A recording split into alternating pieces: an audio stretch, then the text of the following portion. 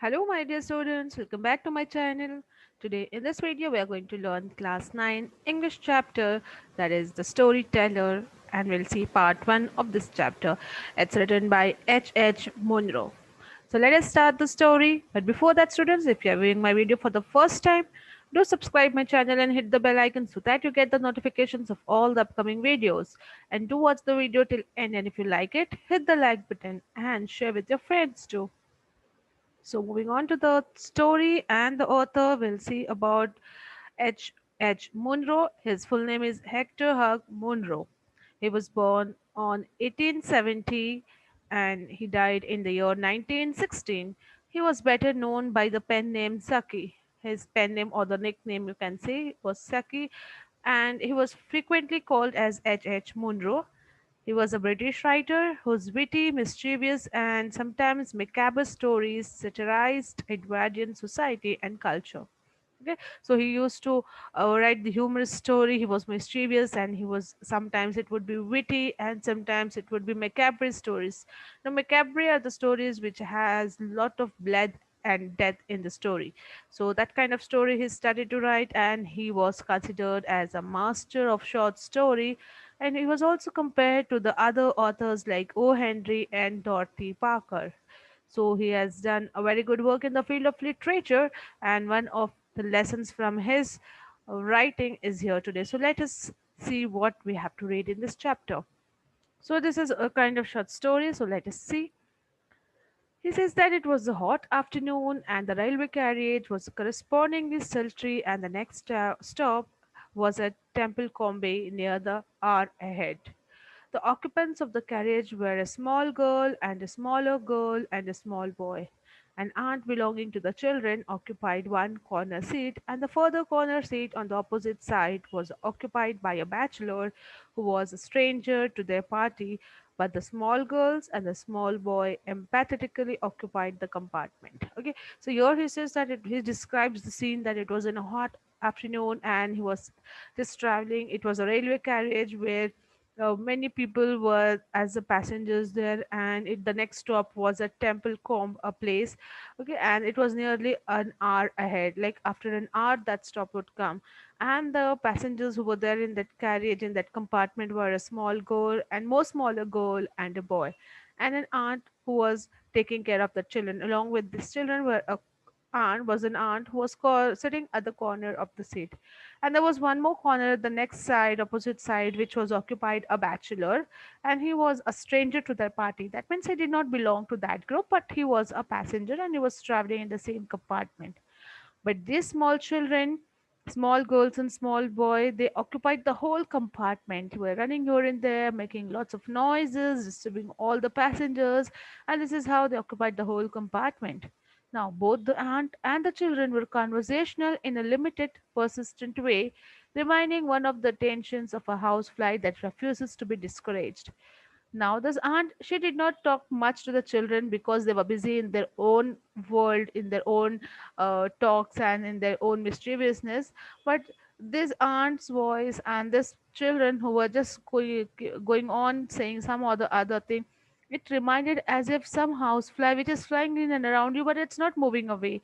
It is refusing, and we cannot discourage it. Cannot We cannot make it go out from the place also, and we have to just sit without bothering. So, in the same way, this children and aunt was bothering the stranger and other passengers who were traveling in the compartment. Now, most of the aunt's remarks seem to begin with do not, and nearly all the children's remarks begin with why. The bachelor said nothing loud. Now, aunt was just saying to children again and again as a reminder, do not climb there, do not shout, do not make noise, all such kind of thing.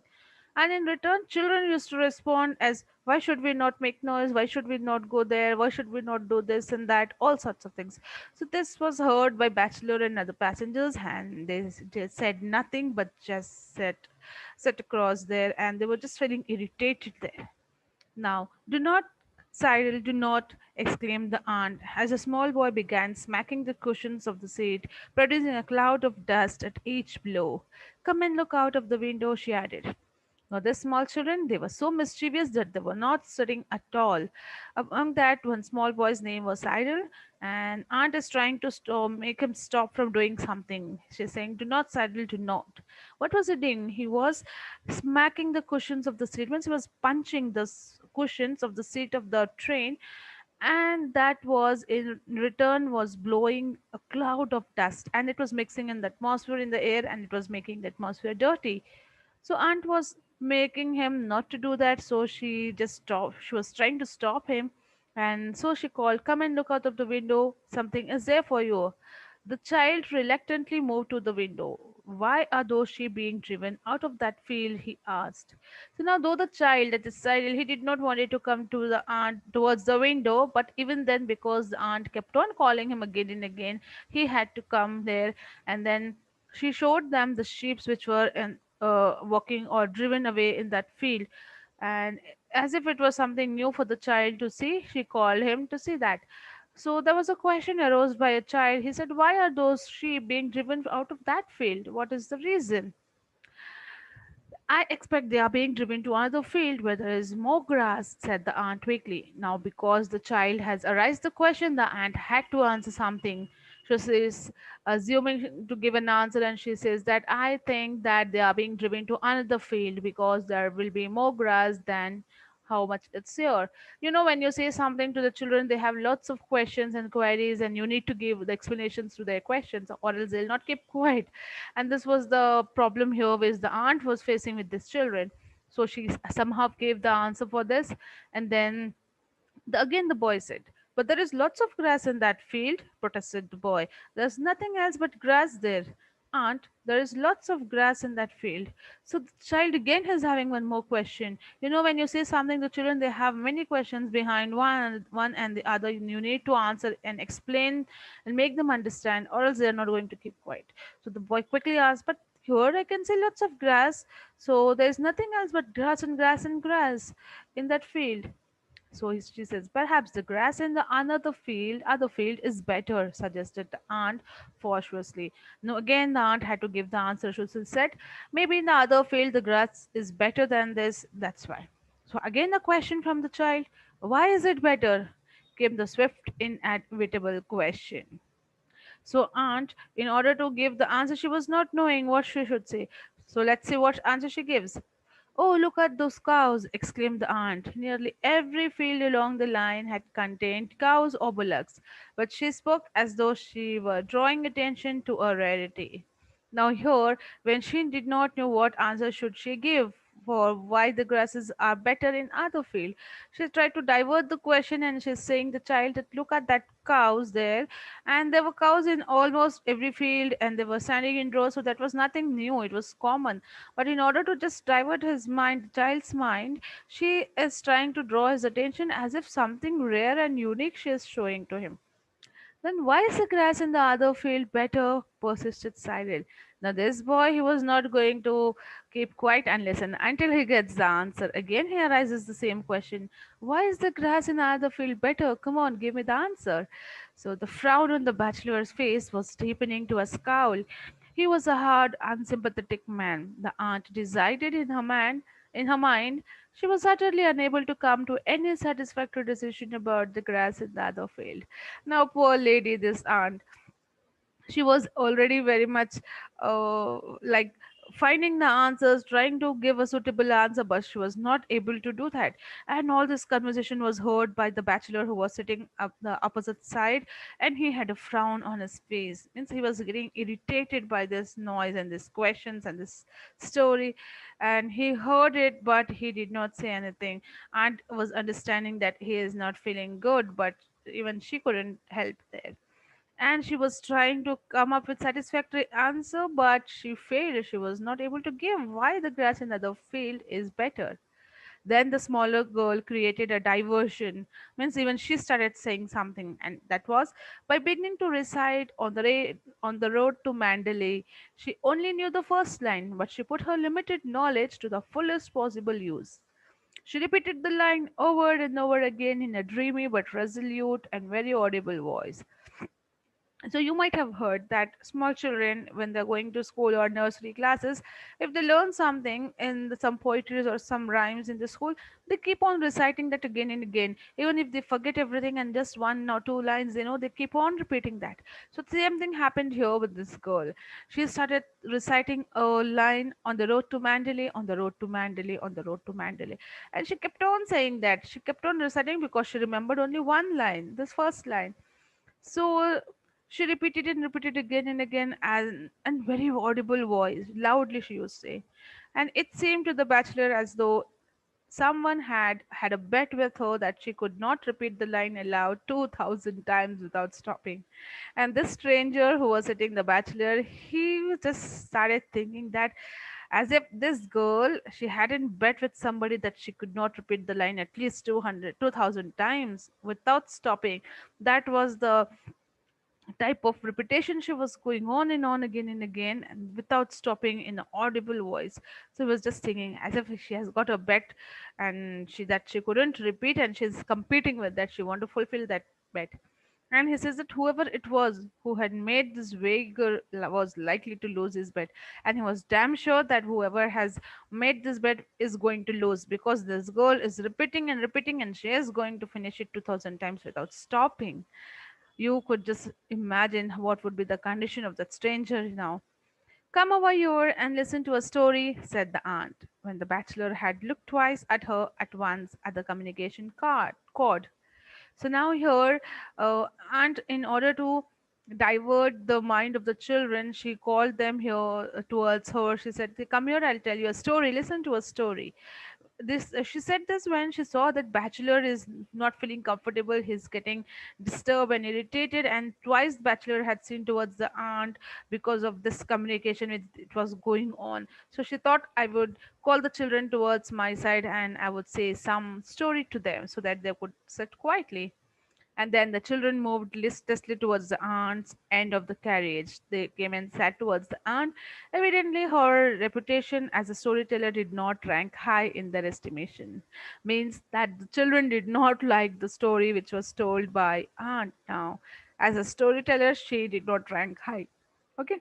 Then, in a low, confidential voice, interrupted at frequent intervals by loud, petulant questioning from her listeners, she began an enterprising and deplorably uninteresting story about a girl who was good and made friends with everyone on account of her goodness, and was finally saved by a mad bull by a number of rescuers who admired her moral character. So this was her story. The aunt, she was not so good in storytelling, but so in the low confidential voice, she started saying the story, and in between she had allowed intervals of questioning from her listeners. Like children used to ask questions every now and then, and they used to interrupt in between.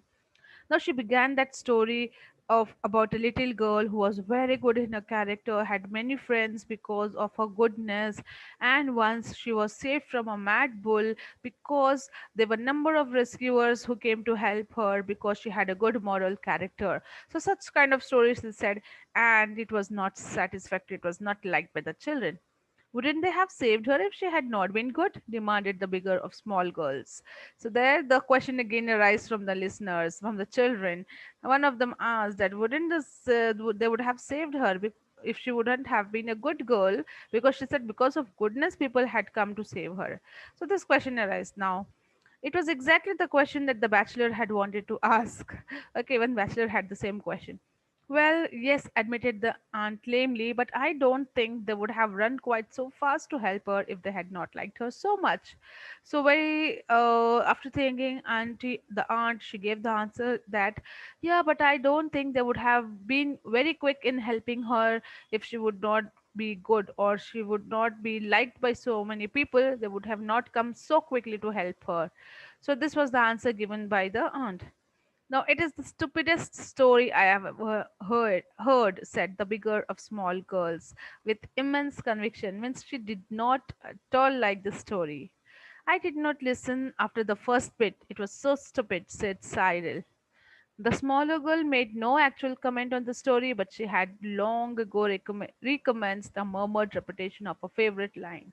So all the three children, they did not like the story. They had one or the other reason, and poor aunt, she was a failure as a storyteller. You don't seem to be a success as a storyteller, said the bachelor suddenly from his corner. Now, to this, storyteller interrupted and he said, "You are not a successful storyteller." Now, the aunt, in instant of defense at this unexpected attack, it's a very difficult thing to tell stories that children can both understand and appreciate, said stiffly. Now, aunt, to counterattack him or to give the answer for her defense, she said that this was a difficult task. Telling the stories to children is very difficult because they should understand and appreciate both. So she said this. "I don't agree with you," said the bachelor. The bachelor said, "No, I don't agree with you. This is not the fact. So perhaps you would like to tell them a story?" Aunt retorted, asked the stranger, the passenger there. "Tell us a story," demanded the bigger of small girls. Now they started demanding to this bachelor to tell us the story. The children demanded it.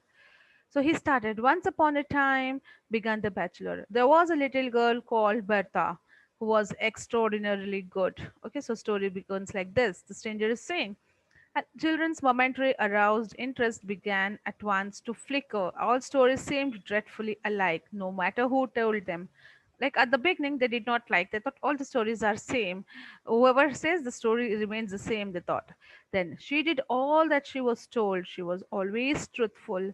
She kept her clothes clean, ate milk puddings as though they were jam tarts, learned her lessons perfectly, and was polite in her manners. So he started describing that good girl, what features she had, how she kept herself, how she was polite and everything.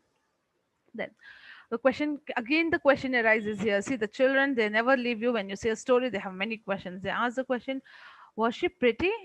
So he says, "No, not as pretty as any one of you," said the bachelor, "but she was horribly good." Like she was not good to look at, she was not so pretty, but she was good in character. This is the way he answered. Now there was a wave of reaction in favor of the story. The word horrible in connection with the goodness was novelty that commended itself. It seemed to introduce a ring of truth that was absent from the aunt's tale of infant life. So here when he said yes, horribly she was good means very much good in her character. So there's what a change in the story of the strangers as of from the aunt. So now children got the attention or they got fascinated towards the story and they started listening with great interest. So again they had the questions. She was so good and continued the bachelor. So now bachelor is continuing. She was so good that she won several medals for goodness, which she always wore pinned on her dress. He's saying the story. There was a medal for obedience, another medal for punctuality, and a third for good behavior. So this she had won all these three medals for different characters that she had. They were large metal medals, and they just clinked against one another as she walked. So she used to wear these medals whenever she went out, and this clinked against one another when she walked, and it made the sound. And no other child in the town where she lived had as many as three medals, so everybody knew that she must be an extra good child. So whenever she went out, she walked on the road, and all the other children in the town, they just used to admire her, and they knew that she is an extraordinary child, extra good child, because no child in that town had these three medals. Okay, so let's see whether the story goes on. Is it liked by the children or not? In our next part of the video. Till then, just keep guessing what would be the story. Would the bachelor be successful as a storyteller? Will children appreciate him?